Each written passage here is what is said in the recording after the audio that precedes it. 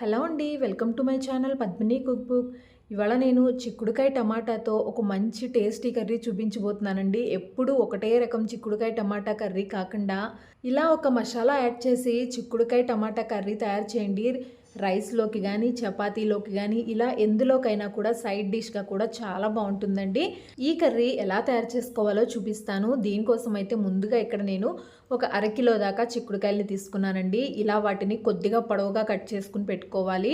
ముందు రోజే మనం నైట్ ఇలా చక్కగా కట్ చేసుకుని పెట్టుకుంటే నెక్స్ట్ డేకి లంచ్ బాక్స్లోకి ప్రిపేర్ చేయడానికి కూడా ఈజీగా అయిపోతుంది. నేను చూపించిన విధంగానే కొద్దిగా పొడవుగా ఉండేలాగా ఇలా తుంచుకుని వేసుకోవాలి. ఇప్పుడు వీటన్నిటిని స్టవ్ వెలిగించి ఒక గిన్నె పెట్టేసుకుని అందులోకి తుంచుకుని పెట్టుకున్న చిక్కుడుకాయ ముక్కలన్నిటిని వేసుకుని ఒక 2 గ్లాసుల దాకా వాటర్ పోసుకోవాలండి. అంటే ఈ చిక్కుడుకాయ ముక్కలు మునిగే వరకు వాటర్ పోసుకోవాలి. ముందుగా ఒక 80% వీటిని ఉడికించుకోవాలండి.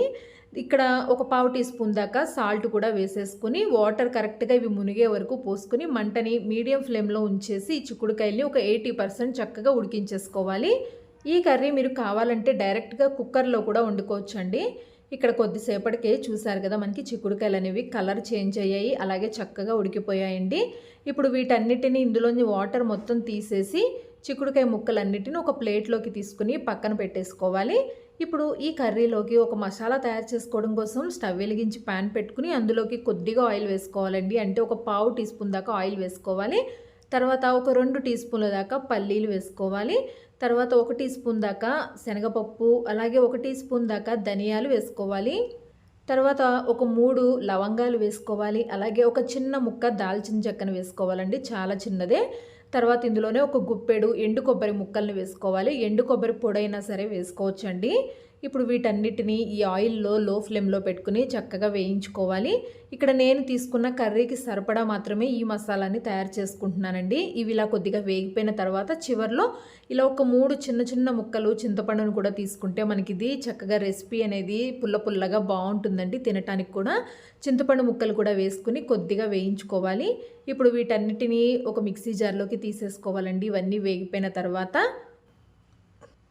ఇప్పుడు ఇందులోనే కొద్దిగా వాటర్ వేసుకుని బాగా చల్లారిన తర్వాత మెత్తగా పేస్ట్ లాగా గ్రైండ్ చేసుకుని పెట్టుకోవాలి. అదే బాండీలో కూర తయారు చేసుకోవడం కోసం 2 టేబుల్ స్పూన్ల దాకా ఆయిల్ వేసుకోవాలి. ఆయిల్ కొద్దిగా కాగిన తర్వాత పోపు గింజలు వేసుకోవాలండి. 1 టీ స్పూన్ దాకా పచ్చిశనగపప్పు, 1 టీ స్పూన్ దాకా మినప్పప్పు, అలాగే 1 టీ స్పూన్ దాకా ఆవాలు, 1 టీ స్పూన్ దాకా జీలకర్ర వేసుకుని లో ఫ్లేమ్లో పెట్టుకుని మంటని ఈ పోపు మొత్తాన్ని చక్కగా వేయించుకోవాలి. ఈ కర్రీ మీరు కుక్కర్లో చేసుకున్నట్లయితే కనుక చిక్కుడుకాయల్ని ముందుగా ఉడికించాల్సిన అవసరం లేదండి, డైరెక్ట్గా పచ్చివే వేసేసుకోవచ్చు. ఇక్కడ పోపు వేగిపోయిన తర్వాత ఇక్కడ ఉల్లిపాయలు, సన్నగా కట్ చేసుకున్న ఉల్లిపాయలు, అలాగే పచ్చిమిర్చి, కరివేపాకును వేసుకోవాలి. ఇక్కడ నేను 2 ఉల్లిపాయలు తీసుకున్నానండి.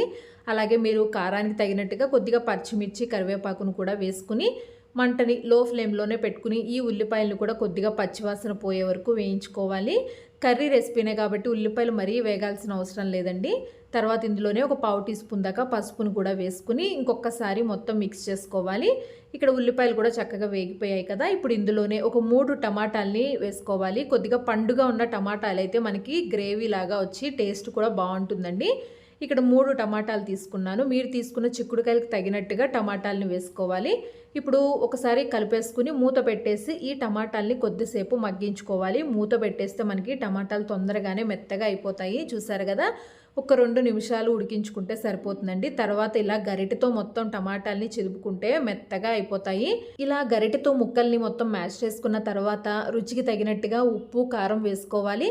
అలాగే మనం ముందుగా గ్రైండ్ చేసి పెట్టుకున్న మసాలా పేస్ట్ని కూడా వేసేసుకుని కలుపుకోవాలండి. ఇక్కడ నేను అవి వేసిన వీడియో క్లిప్ మిస్ అయింది, అందుకని చూపించలేకపోతున్నానండి. కారం, ఉప్పు అన్ని మసాలాల్ని వేసేసుకుని మనం ముందుగా గ్రైండ్ చేసి పెట్టుకున్న మసాలా పేస్ట్ని కూడా వేసేసుకోవాలండి. మసాలా పేస్ట్ వేసుకుని మొత్తం కలిసేలాగా కలుపుకున్న తర్వాత ఇంకొక 2 నిమిషాలు ఈ పచ్చివాసన పోయే వరకు ఒక 2 నిమిషాలు వేయించుకోవాలండి. ఇక్కడ 2 నిమిషాల తర్వాత మనం ముందుగా ఉడికించి పెట్టుకున్న చిక్కుడుకాయ ముక్కలన్నిటినీ వేసేసుకోవాలి. ఇప్పుడు ఈ ముక్కలకి మొత్తం మసాలా పేస్ట్ పట్టుకునేలాగా ఒక్కసారి బాగా కలుపుకోవాలండి అడుగు నుంచి. మళ్ళీ చెప్తున్నానండి, ఒక్కసారి టమాటాలు మ్యాష్ చేసుకున్న తర్వాత రుచికి తగినట్టుగా ఉప్పు, కారం వేసుకోవాలి. ఇంకా ధనియాల పొడి ఇవేమి వేయాల్సిన అవసరం లేదు. ఉప్పు, కారం వేసేసుకుని గ్రైండ్ చేసి పెట్టుకున్న మసాలా పేస్ట్ వేసుకుని కొద్దిసేపు ఉడికించుకున్న తర్వాత మనం చిక్కుడుకాయ ముక్కల్ని కూడా వేసుకుని కలుపుకోవాలి. తర్వాత ఇందులోనే ఒక 2 గ్లాసుల దాకా వాటర్ని వేసుకోవాలండి. కర్రీ చిక్కదనాన్ని బట్టి మీరు కర్రీ కొద్దిగా గ్రేవీగా తినాలి అనుకుంటే వాటర్ ఎక్కువగా వేసుకోవచ్చు. ఇక్కడ నేనైతే ఒక 2 గ్లాసుల దాకా వాటర్ వేసుకున్నానండి. ముందుగా మనం గ్రైండ్ చేసి పెట్టుకున్న మిక్సీ జార్లోనే కొద్దిగా వాటర్ పోసి తిప్పేసి వేసుకున్నాను. తర్వాత ఇంకొక గ్లాస్ దాకా వాటర్ని పోసుకున్నానండి. ఎందుకంటే ఇందులో మనం పల్లీలు కూడా వేసాం కాబట్టి మనకి ఇది ఉడికే వరకు కొద్దిగా చిక్కబడుతుందండి. అందుకని వాటర్ ముందుగా కొద్దిగా ఎక్కువగానే వేసుకొని ఒక 5 నిమిషాల పాటు బాగా ఉడికించుకోవాలి. చూసారు కదా, 5 నిమిషాల తర్వాత మనకి కర్రీ చక్కగా ఉడికిపోయిందండి. ఇందులో మనం ఆల్రెడీ చిక్కుడుకాయలు కూడా అన్నీ ముందుగా ఉడికించే పెట్టుకున్నాం కాబట్టి మసాలా పేస్ట్ వేసి వాటర్ కూడా పోసుకున్న తర్వాత 5 నిమిషాలు ఉడికిస్తే సరిపోతుందండి. ఇప్పుడు చివర్లో కొద్దిగా కొత్తిమీర తరుగును కూడా వేసుకుని ఒకసారి కలుపుకుని స్టవ్ ఆఫ్ చేసుకోవటమే. ఈ కర్రీ ఎప్పుడూ చేసుకునే చిక్కుడుకాయ టమాటా కర్రీ లాగా కాదండి, చాలా బాగుంటుంది టేస్ట్ అయితే. మనం వేసిన పల్లీలు కానీ, లవంగాలు, దాల్చిన చెక్క, వీటి ఫ్లేవర్ అంతా మనకి మరీ ఎక్కువగా మసాలా లాగా కూడా ఉండదండి. చక్కగా మైల్డ్గా ఉంటుంది, ఫ్లేవర్ కూడా చాలా బాగుంటుంది. తప్పకుండా ఒకసారి ఈ విధంగా మీరు కూడా ట్రై చేయండి. రోటీలోకి, చపాతీలోకి కూడా నంచుకోవడానికి బాగుంటుంది, అలాగే అన్నంలోకి కూడా బాగుంటుందండి. చల్లారిన తర్వాత కూడా మనకి కర్రీ గట్టిపడటం కానీ ఇలా ఏముండదు. చూసారు కదా, గ్రేవీ కూడా ఎంత బాగా వచ్చిందో, అలాగే టేస్ట్ కూడా బాగుంటుంది. ఇంకా మీకు ఇందులో ఎక్స్ట్రాగా కావాలి అంటే అల్లం వెల్లుల్లి పేస్ట్ కానీ, గరం మసాలాలు ఇలాంటివి కూడా యాడ్ చేసుకుని కూడా తయారు చేసుకోవచ్చండి. నేనైతే ఇవేమీ వేసుకోలేదు. లవంగాలు, దాల్చిన చెక్క అవి వేసాం కాబట్టి ఆ ఫ్లేవరే కరెక్ట్గా సరిపోతుందండి. ఎప్పుడు రొటీన్గా ఒకటేలాగా కాకుండా ఇలా ఒకసారి కర్రీని తయారు చేయండి. ఎలా వచ్చిందో కూడా నాకు కమెంట్ చేసి చెప్పండి. ఈ వీడియో నచ్చిందని అనుకుంటున్నాను. నచ్చితే ఒక లైక్ చేయండి. అలాగే నా ఛానల్ని తప్పకుండా సబ్స్క్రైబ్ చేసుకోండి.